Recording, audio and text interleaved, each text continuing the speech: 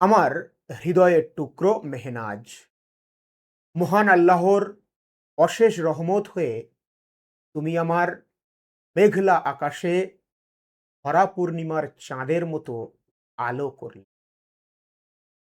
আমি কোনো রাজা নই, নেই কোনো আমার সাম্রাজ্য, তবুও তুমি আমার কাছে রাজকুমারীর থেকে কোনো অংশেই কম নও।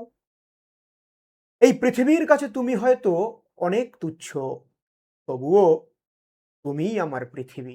তুমি আমার জীবন নামক উপন্যাসের ভূমিকা থেকে উপসংহার হয়ে থাকবে। তুমি আমার মরে যাওয়া কবিসত্তাকে নতুন করে প্রাণ দিয়েছ। তোমার নিষ্পাপ মুখের দিকে তাকালে স্থির হয়ে যায় আমার পৃথিবী। তোমার অপেক্ষায় ছিলাম, তোমার অপেক্ষায় ছিলাম দীর্ঘ ৯ মাস। যেদিন তোমার মা প্রথম বলেছিল আমরা ২ থেকে ৩ হচ্ছি, সে আনন্দের কথা আমি ভাষায় প্রকাশ করতে পারবো না। তারপর থেকে একটা একটা করে দিন গুনেছি তোমার জন্য। রাত হলে ভাবতাম কখন সকাল হবে, সকাল হলে ভাবতাম কখন রাত হবে। শুধু ভাবতাম কিভাবে প্রত্যেকটা দিন কাটবে আর তুমি আমাদের কোল আলো করবে। তোমার মায়ের শরীরে হাত দিয়ে অনুভব করতাম তোমারই স্পর্শ। তোমার প্রতিটা স্পর্শ আমার হৃদয়ে কম্পন তৈরি করত।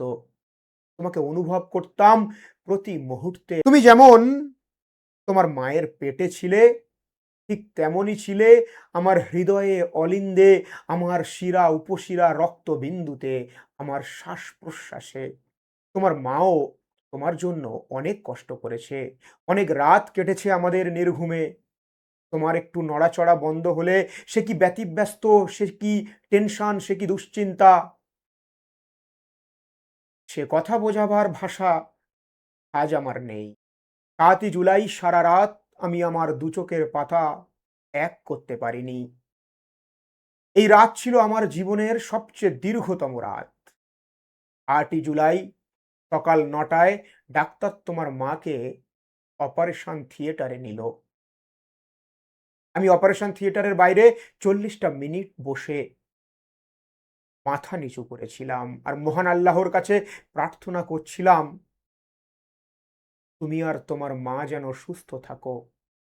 বুক ভরা অথই জলে আমি যেন ভেসে যাচ্ছিলাম কোনো এক সাগরে।